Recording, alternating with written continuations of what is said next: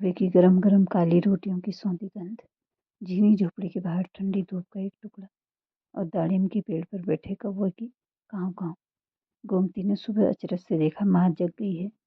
सिकड़ी की आंच में ही मोटी मोटी काली रोटियां सेंक रही। आटा कहाँ से आया है जा? उसने पूछा। पैसा मांग कर लाई। तूने तो कल से कुछ भी नहीं खाया होगा ना?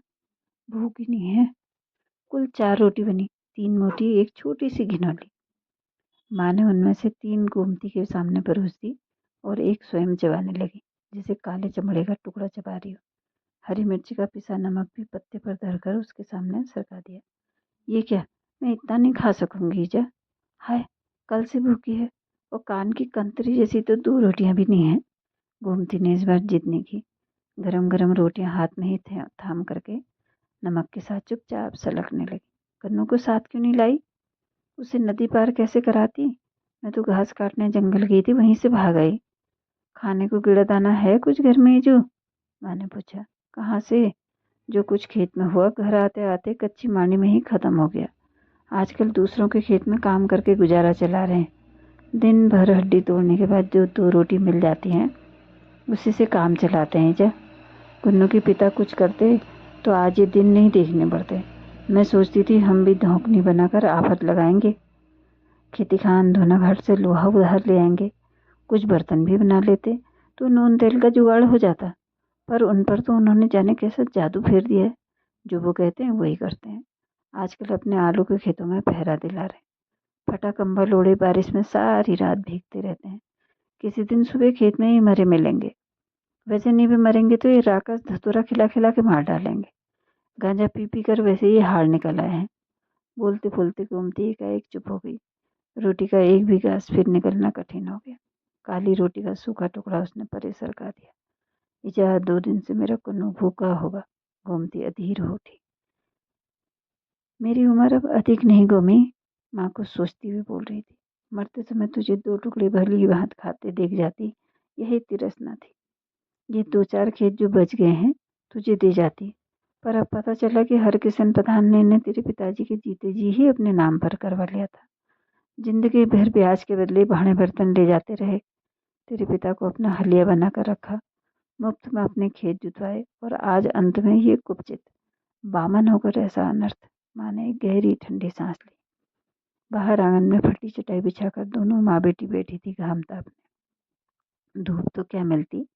हाँ, धीरे धीरे काले उनीले बादल आकाश में अपने हाथ पांव अवश्य पसार रहे थे। लोहे के दतखुच्चे से गोमती चुपचाप दांत कुरेद रही थी। उसके घुटनों पर माँ का सिर था जिसे जुएं ढूंढ रही थी। सफेद बाल मैल से काले पड़ गए थे, धूमरेले। पता नहीं कब से सिर नहीं धोया था। ये खेत मिल भी जाते तो इनसे क्या करती? गोमती कुछ सोचती हुई बोली। कौन आता इतनी दूर खेती करने? कुन्नू के पिता की हालत ही और है। चिरान पर चले जाते भाबर, यहीं लीसे के काम पर लग जाते, किसी के मकान के लिए पत्थर ही निकालते खदान से, तब भी गुजारा चल जाता। लेकिन उनके तो ढंग ही दूसरे। गुमसुम बैठे रहते हैं पत्थर की तरह। उस गांव में अब मेरा मन ही नहीं लगता ही जा। किसी दिन सब छोड़ छाड़ कर भाग जाऊंगी, फिर मत कहना। चुप चुप, ऐसा नहीं कहते गुबागी। कितनी जगह सही होगी। तेरे कर्म में जो है उसे भुगत। तू जिए मरे, तेरे लिए वही एक देहरी है। गोमती के हाथ रुक गए। पता नहीं क्या सोचती हुई आकाश की ओर देखती रही, पर माँ बोलती चली जा रही थी। इस बार तू घर चली जाए जू, फिर मारपीट करेंगे ना तो न जाना। मैं भी जिद नहीं करूंगी। लोग लाज का भी तो कुछ ख्याल करना पड़ता है। तेरे बाप को सब भला बुरा कहेंगे, उनकी आत्मा को सड़क में दुख होगा। चली, हम इस नरक में कौन से सुखी हैं जा? गोमती कहना चाहती थी पर कह नहीं पाई। दोपहर होते होते ये खबर सारे गांव में फैल गई कि गोमती के लक्षण भले नहीं है। भागकर माँ के पास आ गई। भली होती तो पति का घर ही क्यों छोड़ती? इसके तो बड़े बड़े किस्से हैं। तभी कक्या ससुर ने पीटा है। पति को तो अपना ही सहूर नहीं है। उससे ही कुछ डरती तो यूं खुली घूमती बच्चलन। बहुतों ने यूं एक कौवे के 9 कौवे बनाए, तो सहानुभूति जताने वाले भी कम नहीं थे गांव में। पैदा ही खोटे कर्म लेके हुई है बेचारी। कुछ औरतों ने कहा। 2-3 साल की थी कि बाप गुजर गया। 12-13 की कच्ची उम्र में विधवा हो गई। दूसरा विवाह किया तो ये हाल।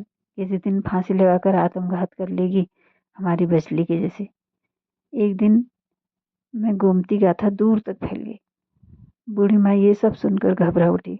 हाँ गोमी, चल तुझे पहुंचाऊं। मरे बच्चे जैसे तेरे काने गरम होंगे। चल। कुन्नू के लिए 2 दाने काठी अखरोट और दाड़िम की बांध कर गोमती माँ के साथ दूसरे ही दिन फिर चल पड़ी। रास्ते भर सोचती रही, कहीं कोई ठीक सा घर होता तो इस कानी माँ को भी बुला लेती। मरते समय हम सब सामने होते, माँ को भी संतोष होता। पर वहाँ तो अपना ही रहना संभव नहीं है। जब तक माँ है मैके के दरवाजे खुले हैं, एक आसरा है। जिस दिन ये मरी वो रास्ता भी बंद। गोमती का उदास चेहरा देखकर माँ का मन और छोटा हुआ है। उसे समझाती हुई बोली, फिर माँ को किसी डंगरिया को दिखाकर झाड़ फूक करवा।